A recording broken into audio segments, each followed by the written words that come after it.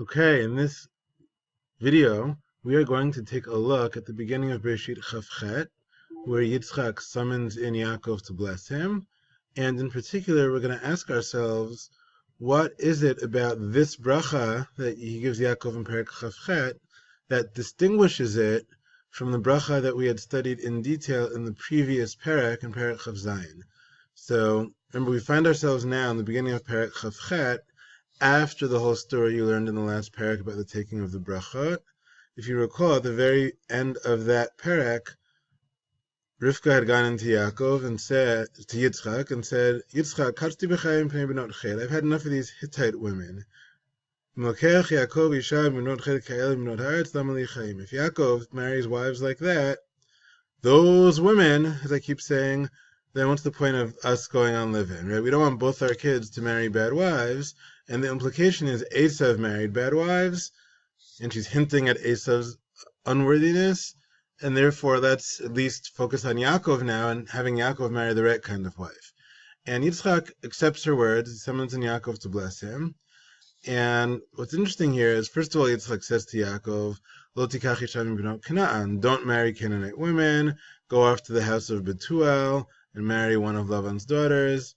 So that's the main purpose of Yitzchak summoning Yaakov, that Yaakov should not marry Canaanite women like Esav. But then Yitzchak adds this whole blessing.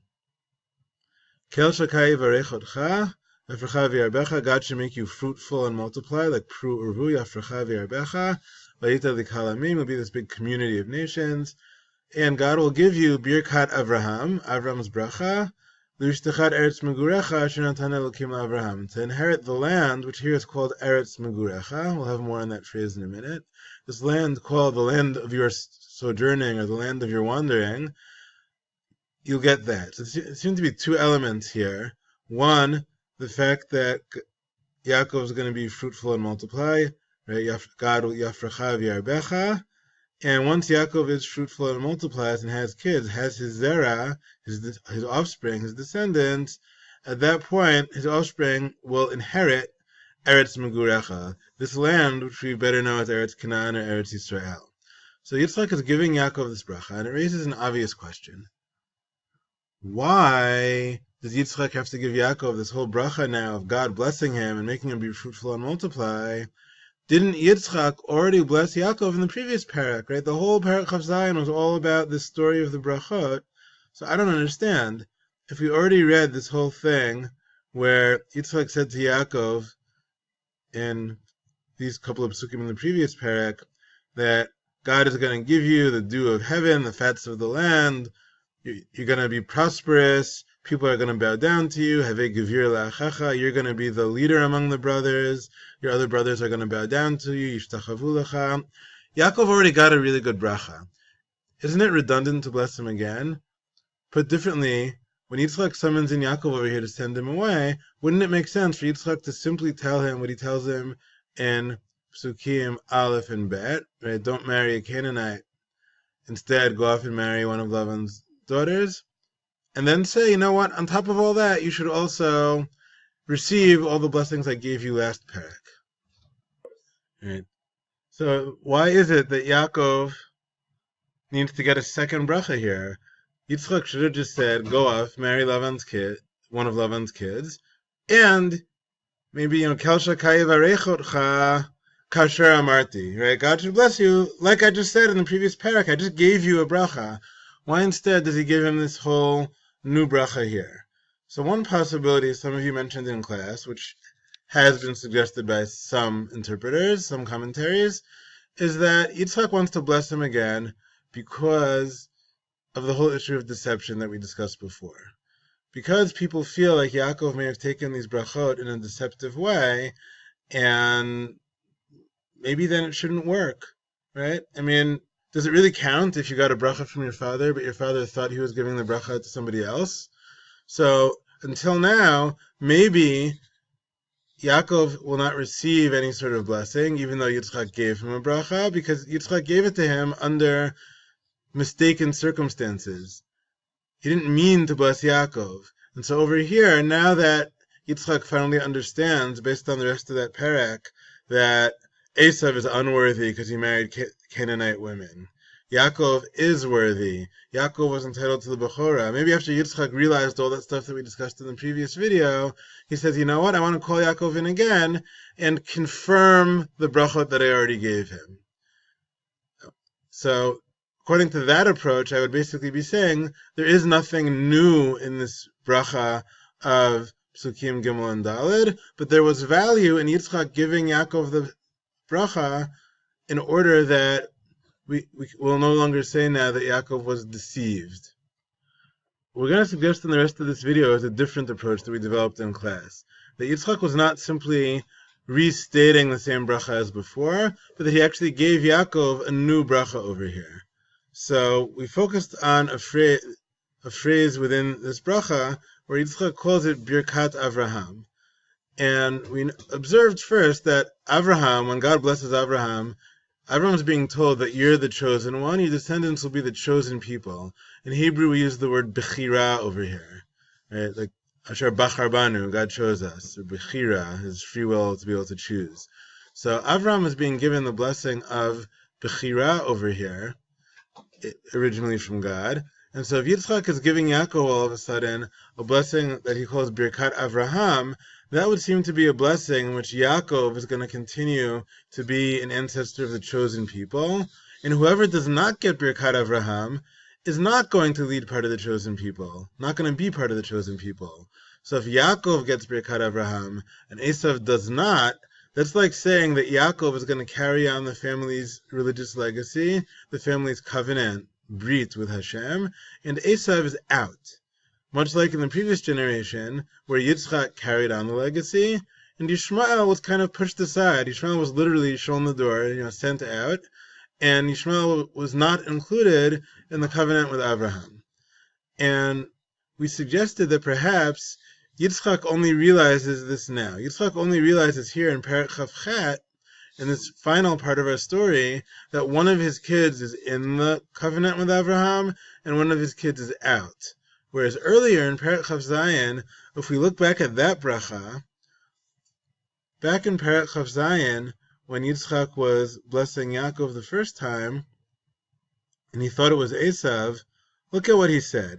He said, again, that Yaakov should be, whom he thought was Esav, should be blessed with dew and fat of the land, and he spoke about leadership. Havei givir la'achacha. You're going to be givir like Gibor, the strong one, the leader. Others are going to bow down to you, like they bow down to a king. In essence, you're going to be the king and the leader.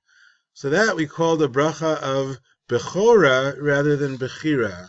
A bracha of leadership, of birthright, of being the leader, the older brother, the firstborn, as opposed to the chosen one.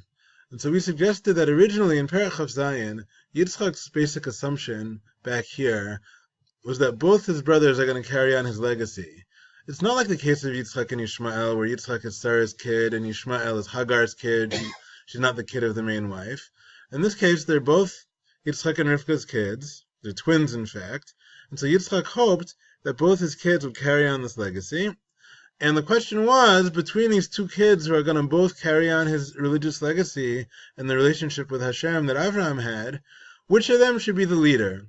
And we understand in that context why he liked Esav so much, because if you think that Yaakov and Esav are both going to carry on the legacy, and you have to decide who's going to be the stronger leader, Esav is strong and tough.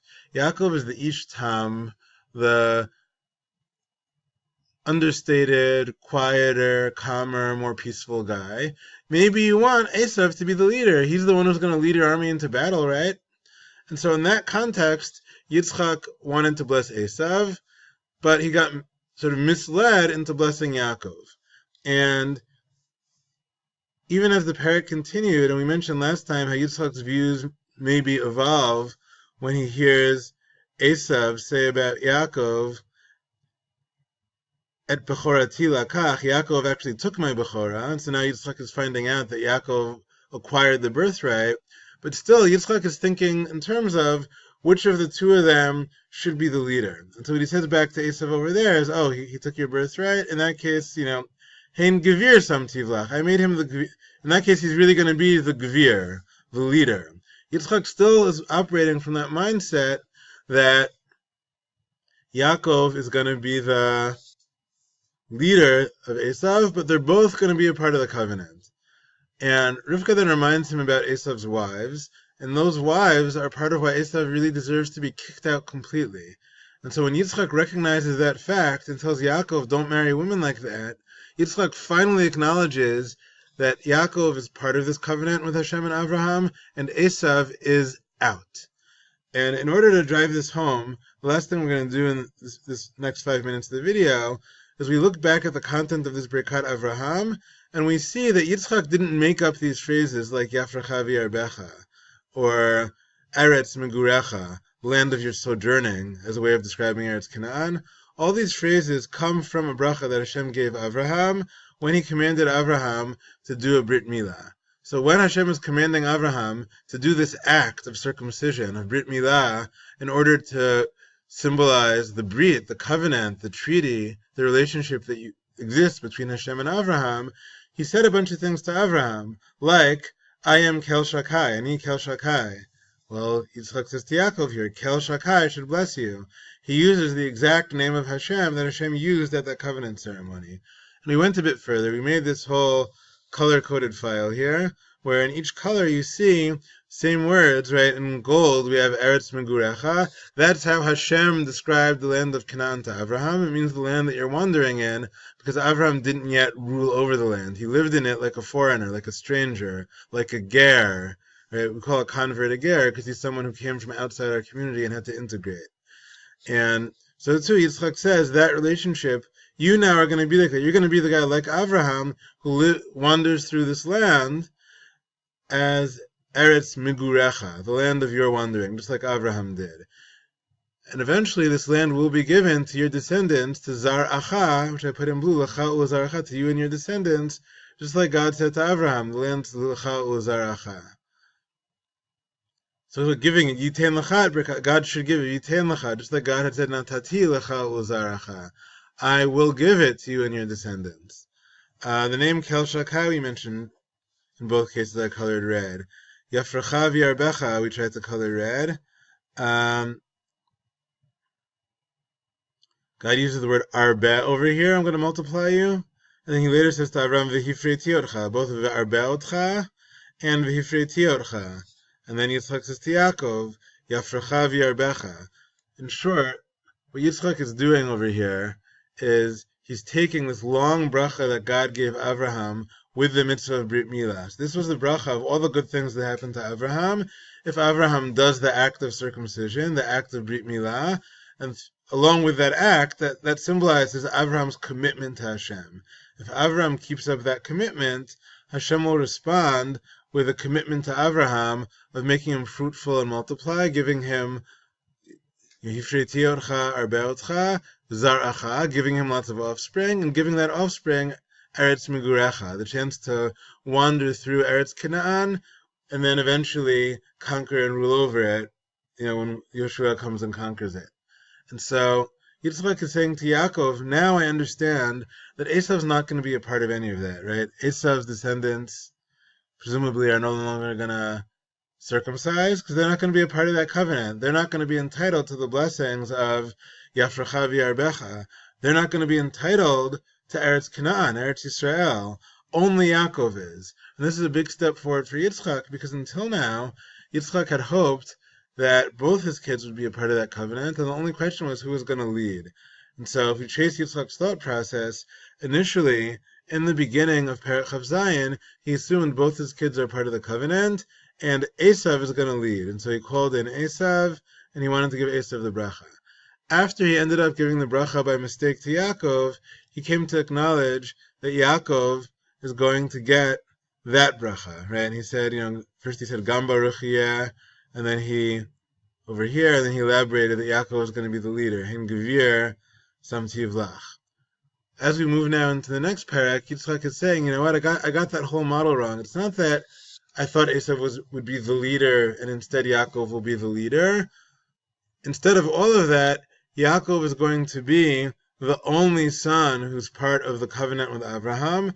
Therefore, Yaakov receives the Birkat Avraham, and Esav is out.